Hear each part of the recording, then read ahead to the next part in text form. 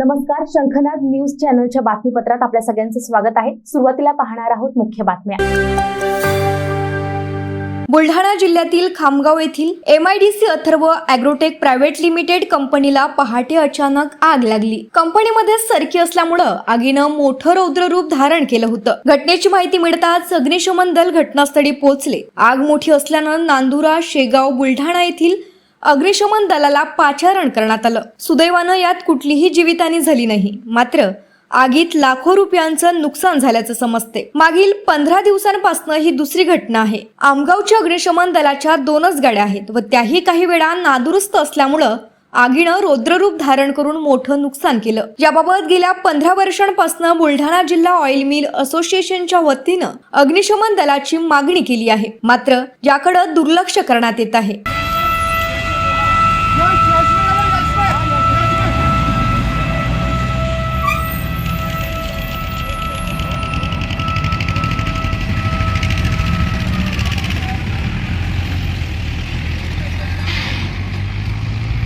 मागील 8 दिवसापहिले जगदंबा ॲग्रोत आग लागली होती। आज अथर्व ॲग्रोटेकमध्ये आग लागली आणि आगीचं प्रमाण खूप रुद्ररूप लवकरच धारण करते।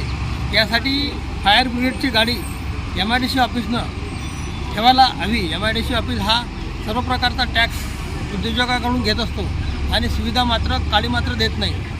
आज MIDCमध्ये जर गाडी फायरची असली तर 2 मिनिटात 5 मिनिटात इथे येऊन तिच्यावर काही ना काही जे मोठी हानी होणार आहे त्यावर कुठंतरी ब्रेक लागेल।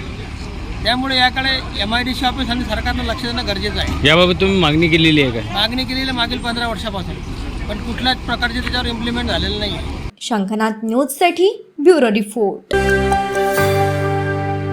भाजपा युवा मोर्चाच्या वतीनं नागपुरातील शंकरनगर चौकात स्वातंत्र्यवीर सावरकर यांच्या पुतळ्यासमोर काँग्रेसचे नेते विलास मुत्तेमवार आणि काँग्रेसचे प्रदेशाध्यक्ष नाना पटोले यांच्या विरोधात तीव्र निषेध करत आंदोलन करण्यात आलं। हे आंदोलन केंद्रीय मंत्री नितीन गडकरी तसंच नागपूर लोकसभा मतदारसंघाचे भाजपचे उमेदवार यांच्याबद्दल एका व्हिडिओच्या माध्यमातून चुकीचं विधान केल्या गेल्याबद्दल हा निषेध करण्यात आला आणि याचेच पडसाद म्हणून शंकरनगर चौकात मुत्तेमवार यांच्या पुतळ्याचं दहन करण्यात आलं।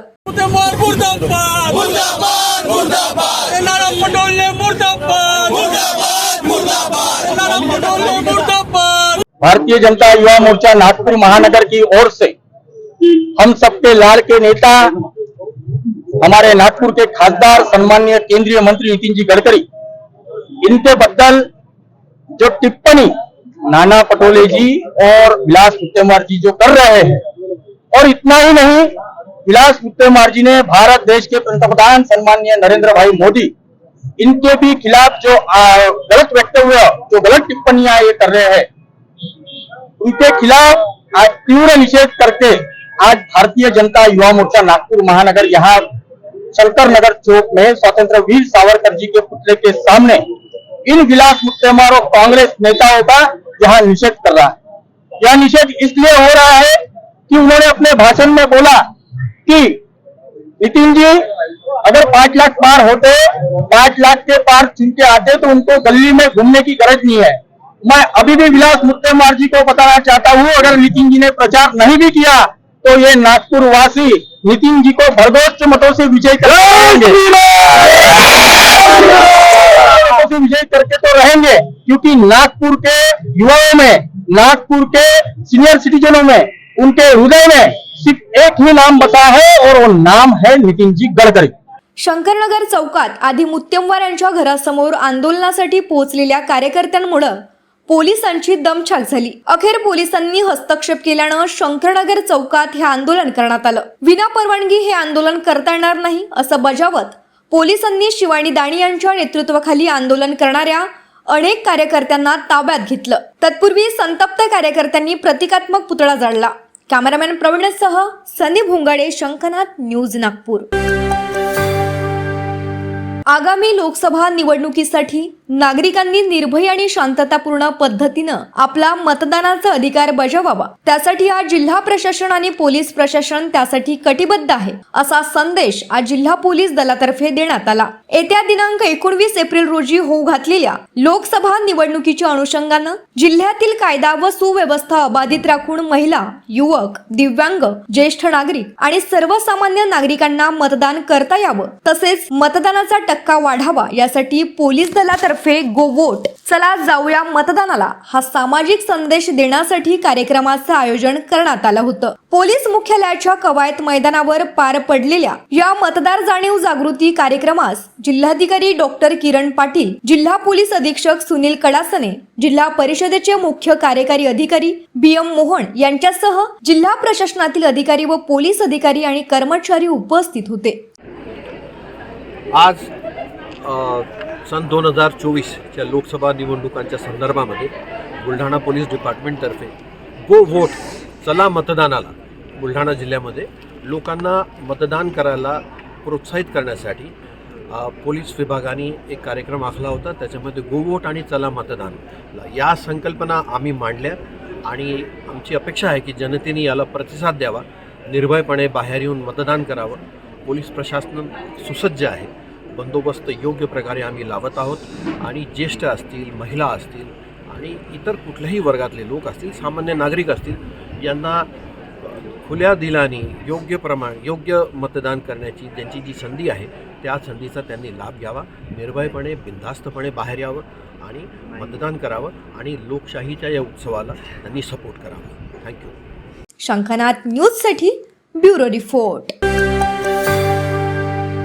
काँग्रेसचे प्रदेशाध्यक्ष नाना पटोले हे चंद्रपूर जिल्ह्याच्या दौऱ्यावर असताना त्यांनी सांगलीच्या जागेवरून संजय राऊत यांनी केलेल्या विधानावर आपली प्रतिक्रिया दिली आहे. नाना पटोले म्हणाले की हे चालत राहणार आहे, शेवटपर्यंत चालत राहणार आहे, त्याच्यावर आम्ही मार्ग काढू आणि हा प्रश्न हायकमांडकडे हा प्रस्ताव गेलेला आहे. असं असताना संजय राऊत यांनी या पद्धतीनं विधान करू नये हीच आमची विनंती आहे. आणि मी सदस्य काँग्रेसचा नाही असं त्यांनी प्रेस कॉन्फरन्स घेऊन सांगितलेली आहे. त्यामुळे ते दिसत नाही तर विषय काय, ते काँग्रेसचे सदस्य नाही असं त्यांनी मान्य केलेलं आहे. आम्ही दोस्तीचा हात पुढे केलेला आहे. काल मी स्वतः अकोल्याला गेलो होतो, त्यांचा प्रस्ताव आला तर आमची तयारी आहे. नाना पटोलेजी, अशोक चव्हाण हे जेव्हा प्राथमिक चर्चेला होते महाविकास आघाडीच्या, त्यांनी मुद्दामून काही खोडे टाकले आणि त्यामुळेच आज जो सगळा काही गोंधळ उद्भवलेला आहे शिक्षणाचा हा झालेला असं म्हटलं जातं. मला त्या विषयावर चर्चा करायची नाही. ते आता आमच्या पक्षात नाही आहे. त्यांनी कशासाठी ते गेलेत भाजपमध्ये हे सगळ्यांनाच माहिती आहे. म्हणून आज त्यांच्याच विधानसभेमध्ये, लोकर विधानसभा त्यांच्याच विधानसभेमध्ये त्यांना लोक अडवतात आहे, त्यांना गावात येऊ देत नाही असं चित्र आपण पाहतोय. त्यामुळे आता ते आमच्या पक्षात नाही आणि त्यांच्याबद्दलची चर्चा करणं आम्हाला काही गरज पण नाही. पण ही चर्चा कितपत खरी आहे? आम्हाला त्यांच्याबद्दल चर्चाच करायची नाही, तो विषयच नाही. शंखनाथ न्यूजसाठी ब्युरो रिपोर्ट. महायुतीचे उमेदवार सुनील मेंढे यांच्या प्रचाराकरिता केंद्रीय गृहमंत्री अमित शहा यांची गोंदिया इथं 6 तारखेला जाहीर सभा होणार होती. या सभेची जय्यत तयारी पूर्ण झाली होती, परंतु त्यांच्या प्रकृतीच्या कारणावरून ते गोंदिया येथील सभेला उपस्थित राहू शकणार नसल्यामुळं 6 एप्रिल रोजी होणारी त्यांची गोंदिया येथील सभा रद्द करण्यात आली आहे आणि पुढील सभेचं नियोजन 12 किंवा 13 तारखेला राहणार असल्याची माहिती प्रदेश प्रवक्ते विश्वास पाठक यांनी प्रसार माध्यमांना दिली आहे. शंखनाथ न्यूजसाठी ब्युरो रिपोर्ट. उद्या 6 एप्रिलला देशाचे गृहमंत्री आणि भारतीय जनता पक्षाचे मोठे नेते आदरणीय अमितजी शहा यांच्या संध्याकाळी 6 वाजता गोंदियाला सभा ठरलेली होती. मात्र त्यांच्या प्रकृतीच्या कारणामुळे ते उद्या प्रवास करू शकणार नाही.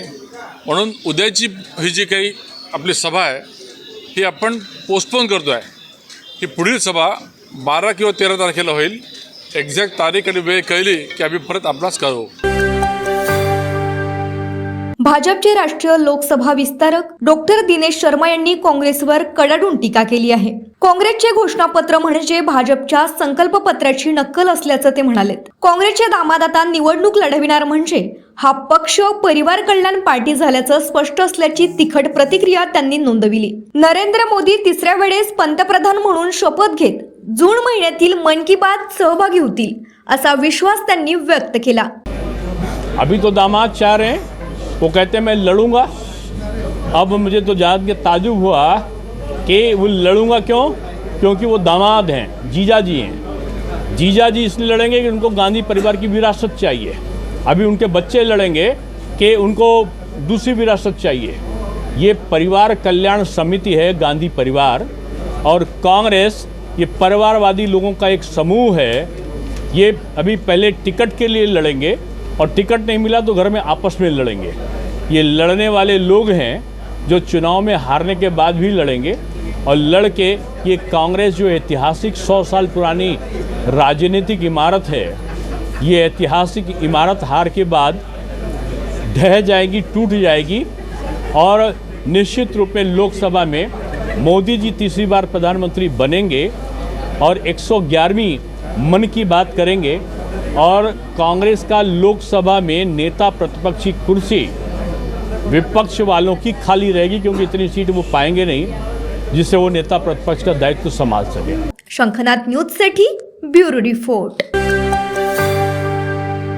काँग्रेसचे माजी खासदार विलास मुत्तेमवार यांनी पंतप्रधान नरेंद्र मोदी यांच्यावर आक्षेपार्ह टीका केली। त्यांच्या पित्याचा अवमान केल्यानं तातडीने कारवाई करा अशी मागणी भाजपतर्फे निवडणूक आयोगाकडे करण्यात आली आहे। याविषयीची माहिती जिल्हाधिकारी आणि जिल्हा निवडणूक निर्णय अधिकारी डॉक्टर विपिन इटनकर यांना भेटल्यानंतर प्रदेशाध्यक्ष चंद्रशेखर बावनकुळे यांनी माध्यमांशी बोलताना दिली। अत्यंत खालच्या स्तराच्या भाषेचा त्यांनी वापर केला असल्यानं निवडणूक आयोगानं विलास मुत्तेमवार यांच्यावर कारवाई करावी असं निवेदन आम्ही आज जिल्हाधिकारी यांना दिलं आहे।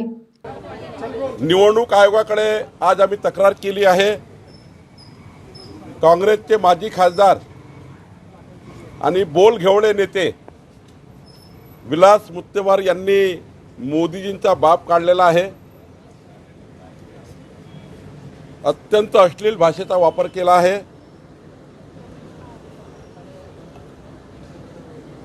इलेक्शन कमिशनने निवडणूक आयोगाने विलास मुत्तेमवार यांच्यावर कारवाई करावी असं आम्ही आता कलेक्टर नागपूरला निवेदन दिलं आहे। आशा आहे की नागपूर जिल्हाधिकारी आणि इलेक्शन कमिशन मुत्तेमवारवर कारवाई करेल।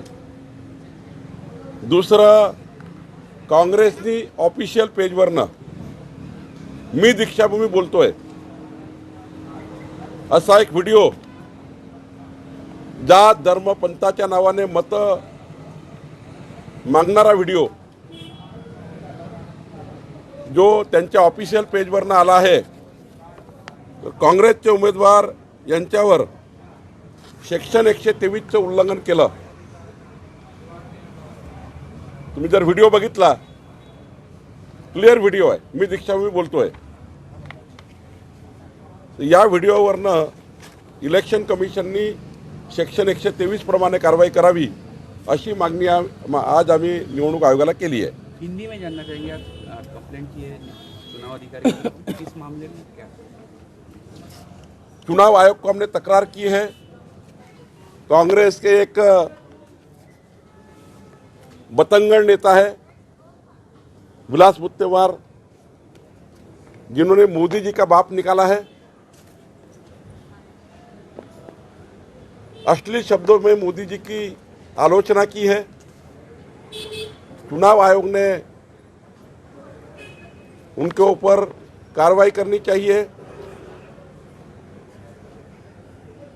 पुलिस केस करनी चाहिए।